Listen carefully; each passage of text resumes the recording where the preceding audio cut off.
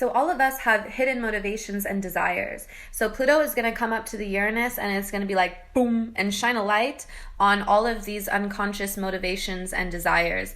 And so this is our opportunity to make decisions quickly, like you may be presented with something like you're buying this piece of land or this person is exiting your life and you may not even have a choice. You may have to just go along with it, but just so you know, it is going to lead to the next phase of your life. The Uranus is the part of you that's making sudden changes, reacting, responding urgently, dropping bombs on yourself and others, feeling like the bombs are getting dropped on you that cause change, that we can move forward, evolve, learn from our mistakes, etc., etc. Pluto is a very permanent energy. It's lasting changes. And so this is a very intense period with lots of, permanent deaths and permanent births. Like once something is born, you can't pretend it didn't exist. These changes happen. This is the universe conspiring in your favor because, as you know, Uranus is urging change that needs to happen, right? Pluto is basically going to illuminate all of these dissatisfied feelings that you have about where you are in your life. If you choose to continue to follow your old paths, dreams, goals, aspirations, they're just going to continue to feel dead and zap your energy. The way that you can have energy in your life, vitality, optimism, a need to get up and wake up and live your life in the morning, you're going to get that energy from being on the right path. So as long as you keep on going towards dead things, you're not going to get that energy that you need to survive. The key word for this transit is liberation. And we have to look at what happens with liberation. Liberation is when the people desire something, they come in, one of them or all of them come in and make that change happen so that the rest of the people can be free of something that was once constraining them, holding them back, withholding them from progress, whatever that progress looks like to them. Yes, you're going to gain freedom, but freedom comes with great responsibility. And this freedom is probably going to start with initial instability. So you need to be prepared that you may, lose a lot. There might be a major shift in your identity. So for example, this is random, but like you could realize that you're polyamorous or something and you've lived, 40 years being monogamous. There may be a law or some foundation or organization that forms that liberates you to be able to do something amazing. Like maybe there opens up some women's founder organization and you get connected with them and suddenly you're finding all of this support for your new business, where like sudden success, sudden failure, you're doing great with your business, working with all these companies, and suddenly you are forbidden to even do that work. It becomes illegal, or some crazy shit happens and you're forced to shut down. So it can go both ways. But the change is to get you to get on the right path. But that doesn't mean that your ego is not going to suffer or that your, life circumstances aren't going to suffer. Change is difficult for us.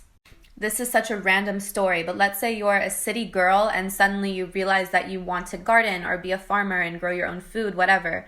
You get online and somehow you meet some farmer who wants to, wife you up and take over his farm. It sounds silly, but like it can happen. Another keyword is technology. So there may be some tool or software that allows you to transform your business or the way that you see the world using the internet to make money or learn new skills or other things. I mean, this is generic, but it does have that technological piece to it, which needs to be kept in mind. It also has to do with like science, machinery, electricity, other inventions. So yes, use your creative energy, tap into technology and see how that can assist you with your new goals. So the people that keep us in control, they're in power, ruling over us, preventing us from buying this and owning that and all of that kind of stuff. Think about this. They say the phrase, the revolution will not be televised. And what inspires revolution? Well, independent thinking and then curiosity for change. And then there's a revolution. And they're not going to show that revolution because they don't want to teach you what it takes to have what they have, the level of power, control, money, status, everything that they have. Because as humans, we're all the same. There's not much different than us, but our levels of power do really change our lives and actually do contribute to our levels of happiness and satisfaction. So yes, a great mantra is I reject the idea that I have to fill in the blank. So make a list of things that you want to reject. Like, okay, and actually the Artist's Way does a really good job of doing this. I reject the idea that I have to do this in order to be successful, or that means success, or that this is a good relationship, or that is a bad relationship. Like all these social rules and ideas you have, go through them, break them down, and if you want those things, be like, I reject the idea that I can't have all of this on the list.